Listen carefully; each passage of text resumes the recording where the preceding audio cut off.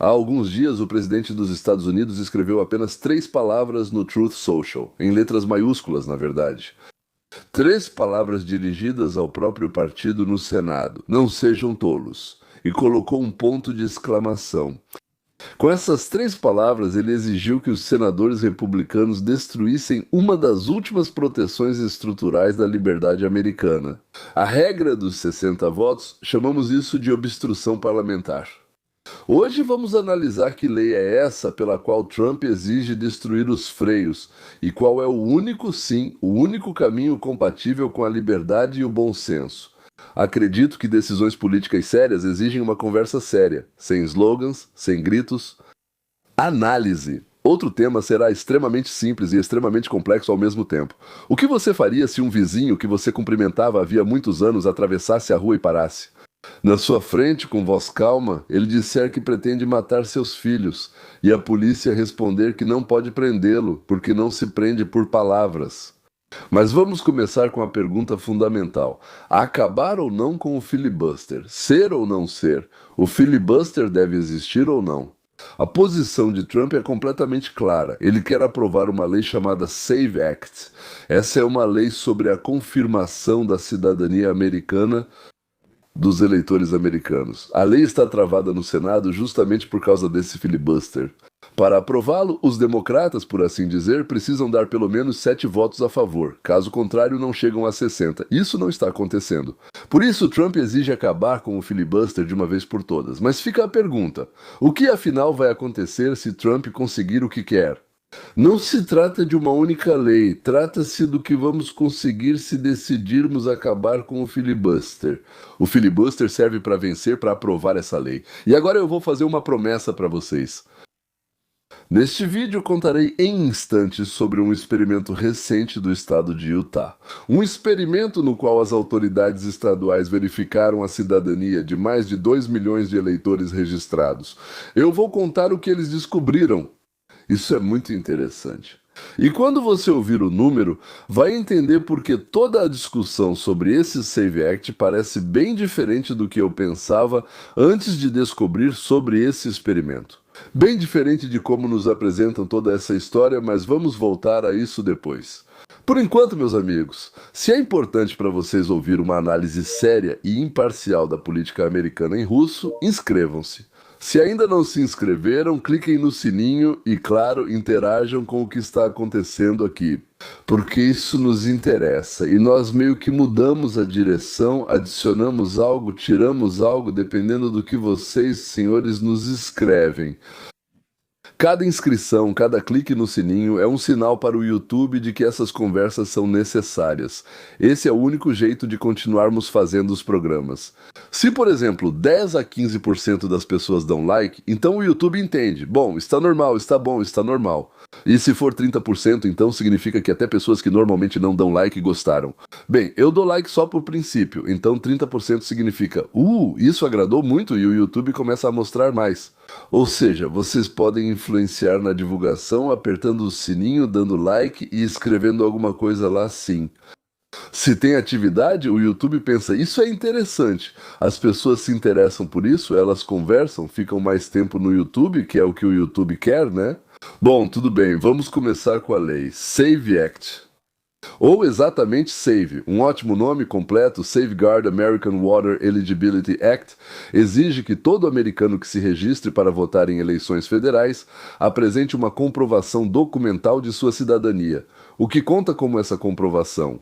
É considerado tal comprovação: passaporte dos Estados Unidos, certidão de nascimento, certificado de naturalização ou o que chamamos de Real ID, no qual a cidadania está claramente indicada. A lei também exige documento com foto para votação presencial ou por correio. A Câmara dos Deputados aprovou essa lei em 12 de fevereiro de 2026, uma boa lei. 13 dias após a sua apresentação, a rapidez é notável. Essa é uma lei que os conservadores e eu, inclusive eu, gostaríamos de aprovar o mais rápido possível. Parece simples, certo? Parece razoável. Apenas cidadãos devem votar. Apenas cidadãos, não é? Você precisa provar que é cidadão. Quem discorda disso? Aqui começa a realidade. A realidade dos Estados Unidos. Segundo estimativas do Brennan Center for Justice, e observe, não é uma organização partidária, é um centro jurídico da Universidade de Nova York, cerca de 21 milhões e 300 mil cidadãos americanos não possuem os documentos exigidos em mãos. 21 milhões... A população do estado da Flórida. Vamos continuar. De acordo com o Center for American Progress, quase 69 milhões de mulheres casadas possuem certidão de nascimento com o sobrenome de solteira. Um sobrenome que não é mais o legal delas. Assim, para se registrarem, precisam levar vários documentos. Não só um, certidão de nascimento, mas certidão de casamento, além de, às vezes, documentos de divórcio e novo casamento. Pode-se dizer que, pelo bem maior, e tendo pelo menos 2 anos para isso, elas deveriam fazer isso? Por que não?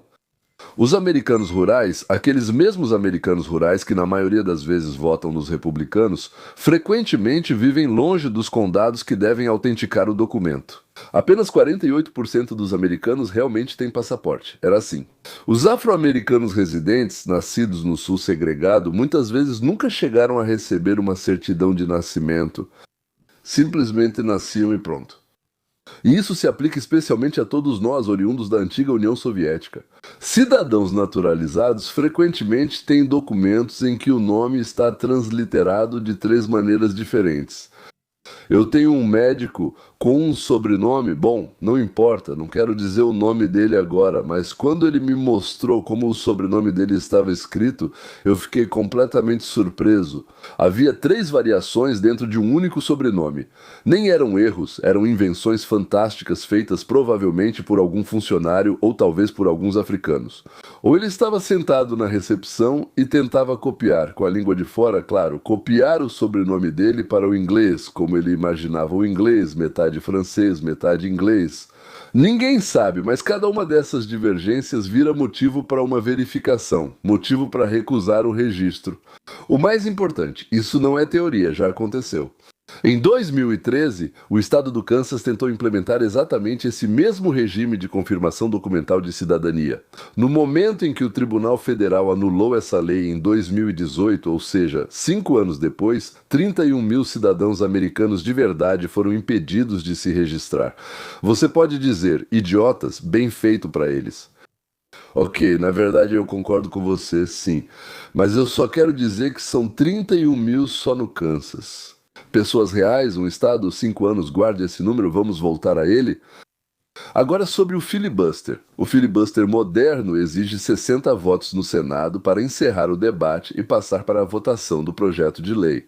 Sem 60 senadores, o projeto de lei não passa. Muitos dizem que isso é um absurdo, que bloqueia a democracia, que paralisa o Senado. É isso que os democratas dizem quando têm a maioria e não conseguem aprovar o que querem. Agora são os republicanos que dizem isso quando têm a maioria e não conseguem aprovar o que querem.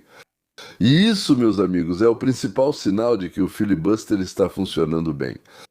Porque se todos estão igualmente insatisfeitos com ele, isso significa que ele protege o equilíbrio. Significa que ninguém tem poder absoluto. Os desejos não se realizam. O filibuster moderno não é uma anomalia, não é um acaso, não é uma falha. Esse é o último grande freio estrutural na máquina política americana. E ele foi feito de propósito, um congresso bicameral. Mandato de 6 anos para os senadores, colégio eleitoral, diferentes prazos de mandato para os diferentes ramos do poder.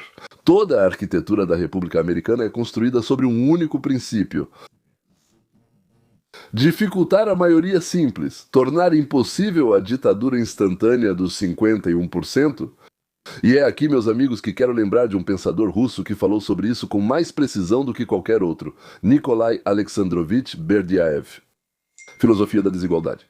Filosofia. Acho que é de 1923, pelo menos o livro que eu tinha era desse ano. Berdyaev escreve, e eu cito: igualdade é a negação da liberdade. Ouçam, isso é genial.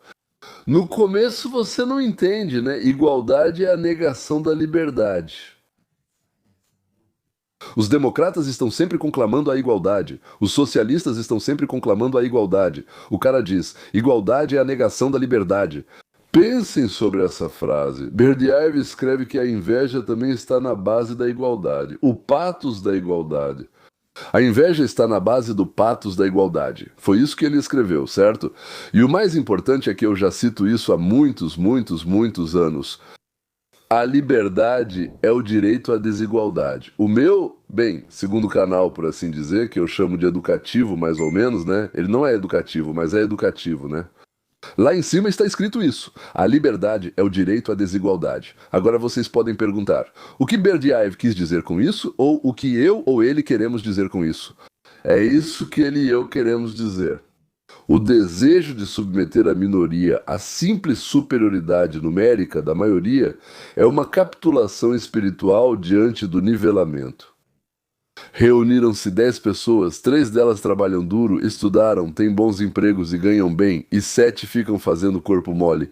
Eles ficam bancando o bobo, não é? Então todos eles se reuniram e votaram para tirar metade do dinheiro que esse trio que trabalha duro ganha e dividir entre eles, para que possam continuar bancando o bobo. Já que isso é democracia, eles ficam muito bem, 6 contra 4. Maioria simples, não importa se é igualitarismo, como era com Lenin, ou procedural, como é hoje em Washington, o princípio é o mesmo. Должна торжествовать imediatamente, sem resistência, sem freios, sem proteção para aqueles que pensam diferente. Eles simplesmente se reuniram, decidiram, 51 pessoas contra 49 ficaram de pé e começaram a executar isso imediatamente. O filibuster é a personificação institucional da intuição de Berdyaev. É a proteção do indivíduo.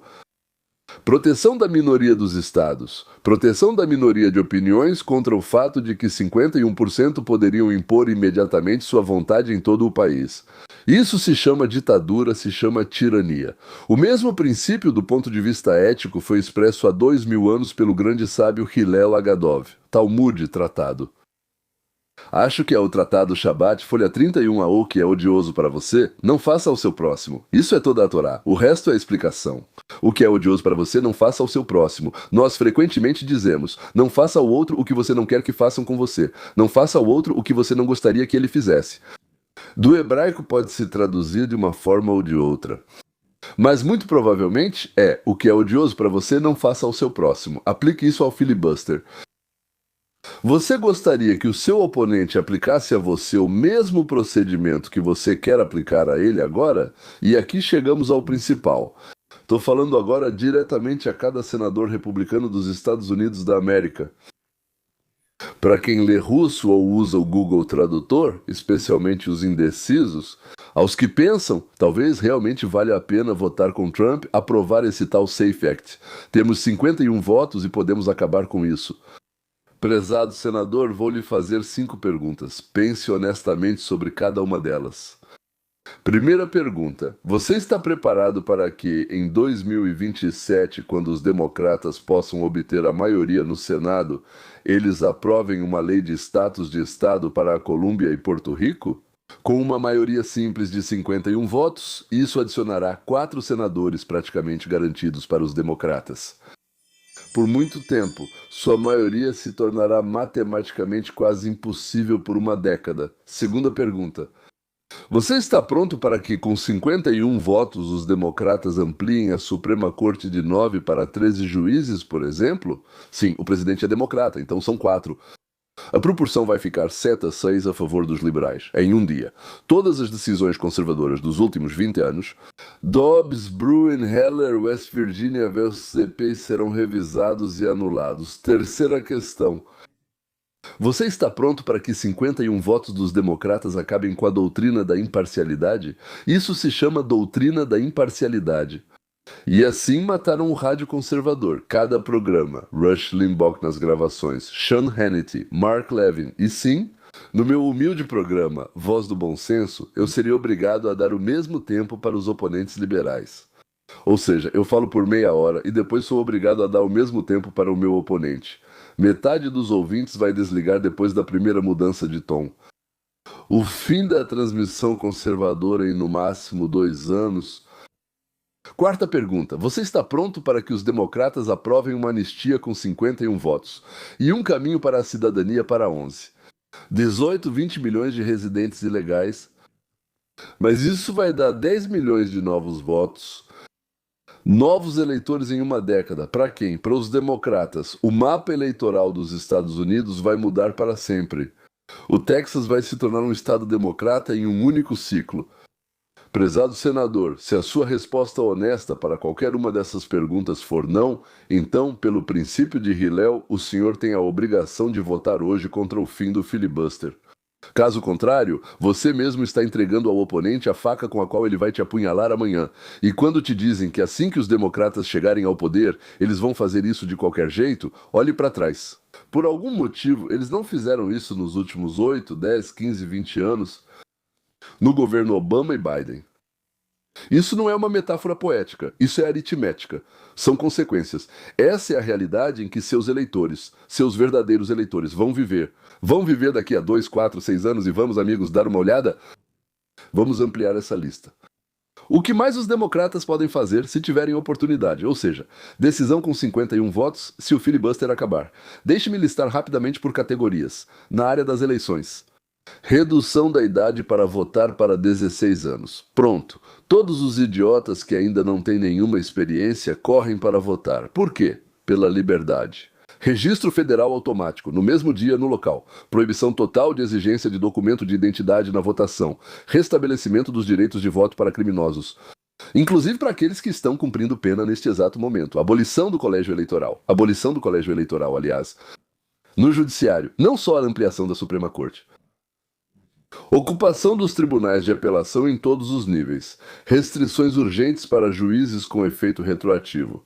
Privação dos tribunais federais de jurisdição sobre questões específicas, o que é permitido pelo artigo 3 da Constituição. Na área de armas, proibição federal de armas de assalto nacional sem direito dos estados de revogar. Registro federal de todas as armas de fogo. Registro federal. Revogação da proteção dos fabricantes de armas contra processos judiciais. Se alguém matar outra pessoa com uma arma deles, eles serão processados. Certo? Vai à falência na hora. Smith e Wesson, Ruger, Glock. Todos eles. Verificações universais de antecedentes. Um pai não pode mais passar uma arma para o filho sem uma autorização federal. Se o filho for pego caçando com uma arma que não está registrada em seu nome, tanto o pai quanto ele serão processados. Licença federal para possuir qualquer arma de fogo. O modelo de Nova York que está se espalhando por todo o país não é algo que eu estou inventando. Isso realmente existe. Agora vem a parte mais alegre. Na área da liberdade de expressão, doutrina da imparcialidade. Eu já disse, né? Mas além disso, regulação federal da moderação nas redes sociais. Obrigatoriedade das plataformas removerem desinformação segundo critérios do governo. Nós já sabemos como isso funciona. Agência Federal de Desinformação, que terá poderes muito reais. Lei Europeia contra discurso de ódio. Crimes de expressão passíveis de punição criminal. Tente compartilhar o que eu escrever, que o presidente democrata é um idiota. É? Ah, você pegou 2 anos de prisão. Aqui são 5. Com confisco e com punição. Esses já são todos os projetos de lei existentes. Quero dizer, as democráticas. Elas não foram aprovadas, mas estão no Congresso. Elas existem. Estão esperando. O que estão esperando? Ah, estão esperando a maioria. Talvez um dia cheguem a 60. E se os republicanos mudarem para 51, aí vai ser uma festa para os democratas. Senhoras e senhores, isso será um ataque direto ao federalismo e às leis estaduais de trabalho sem filiação sindical obrigatória? Em 27 estados, sendo ou não membro do sindicato, você pode trabalhar e será contratado. E há 23 estados onde os democratas mandam, onde se você não for membro do sindicato não vão te contratar. Cancelamento federal da RFRE em cada estado, cancelamento federal dos pacotes de liberdade de armas dos estados, padronização federal do currículo escolar. Ninguém vai ter o direito de ensinar uma criança nada além do que lá em Washington decidiram que deve ser ensinado. Você quer isso? Em outras palavras, toda a pauta de estados como laboratórios, pela qual os conservadores lutaram por 70 anos, é eliminada com uma simples votação de maioria. E isso não é um cenário de terror. Isso, mais uma vez, são projetos de lei existentes que estão no Congresso. Eles já foram escritos, já estão prontos e só estão esperando a sua vez. O que os impede? Só uma coisa, chama-se filibuster. Aquela regra dos 60 votos que hoje Donald Trump exige que seja eliminada. Bem, pense sobre isso. Será que ele pode restaurá-la? Você está enganado. Existem maneiras de aprovar esse Save Act sem destruir o filibuster. Ok, já é alguma coisa. sem eliminar o filibuster. Certo, vamos analisar as opções, que seriam 4, segundo a imprensa, e o que passa na TV. Os senadores comentam sobre isso. A primeira é chamada de reconciliation em inglês, em português seria reconciliação. É um mecanismo orçamentário que exige 51 votos, mas a regra Byrd elimina tudo o que não é predominantemente orçamentário. Ou seja, o SAVE Act é uma lei processual, regulatória, não financeira. O responsável pelas regras do Senado, se é que existe esse cargo, quase certamente vai barrar. É um cargo de supervisão no Senado. E para contornar o responsável pelas regras, seria preciso demiti-lo. Isso é basicamente a mesma opção nuclear, só que mais discreta. Depois, os democratas também vão começar a demitir, que foram nomeados para demitir. Ou seja, no fim das contas, é o mesmo dano à estrutura. O mesmo precedente para os democratas quando eles tiverem a maioria no ano que vem. A segunda questão é, então, a segunda opção, anexar a uma lei obrigatória. Incluir esse SAVE Act na lei do orçamento de defesa ou em alguma lei sobre sinais. É um padrão, mas é arriscado. A Comissão de Conciliação provavelmente vai remover o anexo para evitar o shutdown. E, de novo, se eles têm o direito, os mesmos democratas podem anexar ao projeto de lei de financiamento do Pentágono a ampliação do direito ao aborto, ou o controle de armas, qualquer coisa. Sim, o precedente funciona para os dois lados. Ou seja, de novo, não é muito bom. Terceira restauração. Bem, o chamado filibuster. Lembra do filme, né? O Sr. Smith vai para Washington e tal. Ou seja, obrigar o democrata a literalmente ficar de pé e falar na tribuna sem parar. Menos radical do que a revogação completa, mas ainda assim exige 51 votos para mudar as regras. E o líder da maioria no Senado, John Thune, já disse publicamente: olha, a gente não tem esses votos. A quarta opção é o decreto presidencial. Bem, ele já assinou um decreto em março de 2025 que exige comprovação documental. Mas quem decide mesmo é o Congresso. Ou seja, tudo isso vai acabar voltando, por assim dizer. Tribunais, tribunais, tribunais e tudo retorna. Os 4 caminhos alternativos compartilham uma característica. Eles ou destroem o mesmo freio estrutural que a revogação direta, ou estão fadados a perder nos tribunais, ou ambos ao mesmo tempo. Mas existe um quinto caminho, um quinto ponto. O quinto é sempre bom, não é? Provavelmente é o único caminho compatível com a liberdade. É aquele artigo 5 da OTAN, né? O único que realmente importa. E agora, como prometi no começo do vídeo, vou contar para vocês sobre o experimento em Utah. Por isso, como eu já disse, ele mudou algo na minha cabeça, no meu cérebro, na minha massa cinzenta ou nas células cinzentas do meu cérebro. Ele mudou alguma coisa. A Constituição dos Estados Unidos, no artigo 1, seção 4, claramente dá aos estados o poder primário sobre o tempo, os locais e o modo de realização das eleições federais. Cada estado decide como envia seus votos, como os formaliza, como os envia. O estado recebe uma certa quantidade de votos e decide de que forma esses votos serão enviados, certo? Isso não é por acaso. Isso é uma distribuição consciente de poder, refletindo exatamente aquele princípio federalista. Não é algo que venha tudo do centro, certo? Que os atuais conservadores proclamam, mas violam regularmente quando isso lhes convém, senhores. No início de 2026, 12 estados já tinham algum tipo de exigência para a comprovação de cidadania, e só neste ano mais 4 se juntaram a eles. Em 24 estados neste ano foram apresentados ou continuam em tramitação 41 projetos de lei sobre o mesmo tema. Em Iowa, por exemplo, a lei já passou por uma das câmaras, certo? Previsão realista. Até o final de 2027, cerca de, uns 20 ou 22 estados terão algum tipo de exigência de comprovação documental de cidadania. E isso, meus amigos, é normal. Isso é o federalismo em ação. Agora, o principal, como eu prometi. Agora, Utah é um estado que acabou de aprovar sua lei e recentemente concluiu uma das verificações mais rigorosas das listas de eleitores da história dos Estados Unidos. As autoridades estaduais verificaram mais de 2 milhões de eleitores registrados. 2 milhões. Um caso de registro de não cidadão. E 0 casos de votação, porque esse que se registrou não foi votar. 1 e 0. De mais de 2 milhões, aliás, né? Os dados federais do Serviço de Cidadania e Imigração dos Estados Unidos mostram a mesma coisa. 0,04% dos casos de verificação de eleitores indicam um possível não cidadão. E o sinal, repito, não significa confirmação. Auditorias na Carolina do Norte, Geórgia e Ohio nas últimas décadas encontraram dezenas de casos de registro incorreto. Nem de votação, só de registro. Não são milhares nem milhões, são dezenas. De novo, quero dizer mais uma vez que é melhor fazer de tudo para evitar qualquer possibilidade disso acontecer, certo? Mas vamos lembrar do Kansas. Lembram? Eu pedi para vocês lembrarem dos 31 mil cidadãos de verdade? Aconteceu que foram bloqueados. Eles mesmos são uns idiotas fedorentos, eles mesmos não foram, são culpados, culpados, culpados. Nós nem queremos que gente assim vote, está tudo claro, né? Mas o fato de que 31 mil cidadãos de verdade foram bloqueados, ou seja, para se proteger de um problema que estatisticamente é quase zero, mais uma vez reforçando. É melhor fazer isso. Mas a que custo? Essa é a resposta. É isso que o federalismo mostra quando é permitido funcionar. Utah fez um experimento. O experimento gerou dados. Os dados dizem o problema é muito pequeno. E nos dizem, para resolver esse problema muito pequeno, é preciso quebrar o filibuster, o que vai causar uma enorme quantidade de problemas. Não é uma questão de, precisa ou não precisa. Bem, é claro que precisa, por assim dizer. Afinal, vamos corrigir por precaução, porque no futuro pode ser necessário, certo? Mas se essa correção leva a isso, isso não é justo, não é correto, não é bom, mas é a vida. E não podemos fazer nada a respeito, porque temos metade do país que quer outra coisa, certo?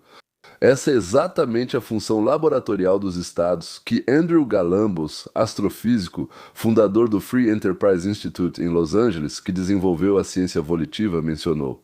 É isso que eu tento explicar sobre ela no roteiro da liberdade, tomando como uma das principais garantias da liberdade. Baixo raio de impacto, decisões reversíveis, informação local para discussão nacional. Mas se levarmos a sério a ciência, as ciências sociais como ciências, devemos estar prontos para atualizar nossas crenças com base nos resultados da experiência. Isso é honestidade intelectual. A experiência de Utah enfraquece a justificativa do ato federal, não a confirma. Os apoiadores de Trump hoje exigem acabar com o filibuster por causa de uma lei que resolve um problema quase inexistente atualmente, ao custo de milhares de verdadeiros cidadãos bloqueados. Destrói um dos últimos freios estruturais contra a maioria momentânea. E que, de qualquer forma, não alcançará seu objetivo político, porque não chegará aos principais estados pêndulo. Pensilvânia, Michigan, Wisconsin, Arizona, Nevada, Geórgia, por quê? Porque lá os democratas têm governadores, lá há legislaturas divididas, lá existem precedentes judiciais que bloqueiam medidas desse tipo, e isso não vai mudar a matemática eleitoral presidencial. Ou seja, toda a luta pela qual eu sou totalmente a favor, eu apoio, mas toda essa luta é sem sentido. Um mau acordo por qualquer critério. Mas quero encerrar com otimismo e explicarei o motivo. Vários senadores republicanos disseram não a essa pressão. John Thune, Mark Wayne Mullin, John Curtis. Eles fizeram isso publicamente. Eles fizeram isso cientes do custo político e estão certos. O senador Curtis expressou isso melhor que ninguém. O filibuster, a existência do filibuster, nos obriga a buscar um terreno comum. Não dá para simplesmente chegar e dar uma marretada na cabeça, né? É preciso buscar um terreno comum. Essa frase simples é Hillel, traduzido para a linguagem de um senador americano. Não faça ao seu oponente o que você não deseja para si mesmo. Faça com que busquem um acordo. Mantenha os freios. Por mais que você queira acelerar agora, depois, quando o poder mudar, ele vai acelerar de um jeito que você realmente não gostaria. Berdyaev, em Filosofia da Desigualdade, alertava: a liberdade é o direito à desigualdade. Bem, eu já disse e vou repetir: liberdade é ter o direito à desigualdade. Na arquitetura política, isso significa o direito dos estados serem diferentes, o direito das minorias serem ouvidas, o direito das instituições manterem seus freios, mesmo quando a maioria quer muito seguir sem freios. Hoje, a direita americana está diante de uma escolha: usar o poder federal como a esquerda fez nos últimos 70 anos ou lembrar daquele verdadeiro federalismo que os conservadores sempre declararam como seu princípio. E sabe de uma coisa? Eu tenho motivos para ser otimista. E vocês também têm. Os estados da Flórida, Utah, Mississippi, Dakota do Sul estão seguindo seu próprio caminho, o caminho da Constituição. A experiência de Utah nos deu dados que tornam possível uma conversa honesta. Agora podemos falar, já tendo esses números, essas conclusões diante dos nossos olhos, temos 2000 anos de sabedoria acumulada sobre como preservar a liberdade. A liberdade é protegida não com gritos, não com opções nucleares, não destruindo instituições por uma vitória momentânea. A liberdade é protegida com paciência, princípios e confiança na estrutura que os pais fundadores nos deixaram. Essa é a regra de ouro na arquitetura política. É essa a sociedade a qual devemos aspirar. Uma sociedade da regra de ouro. E mais uma vez eu falo sobre isso em nosso outro canal que se chama Roteiro para a Liberdade. E enquanto houver senadores dispostos a dizer não, não à pressão em nome dos princípios, enquanto houver estados dispostos a fazer o seu papel de acordo com a Constituição, enquanto houver ouvintes, vocês, meus queridos, dispostos a pensar por conta própria, eles não se submeterão a slogans, esta república está viva. Eu acredito nisso, tenho certeza disso. Obrigado por assistirem até o final. Se este programa foi útil para você, por favor, clique em gostei, sim, inscreva-se no canal, ative o sininho para não perder novos programas. Compartilhe o vídeo com quem você acha que será importante ouvir isso. E cada clique é um voto a favor de uma conversa séria em russo. Cada comentário é um sinal de que essas conversas são necessárias. Quem esteve com vocês foi Leon Weinstein. Até a próxima. Protejam a liberdade. Ela é mais frágil do que parece para vocês. Кажется.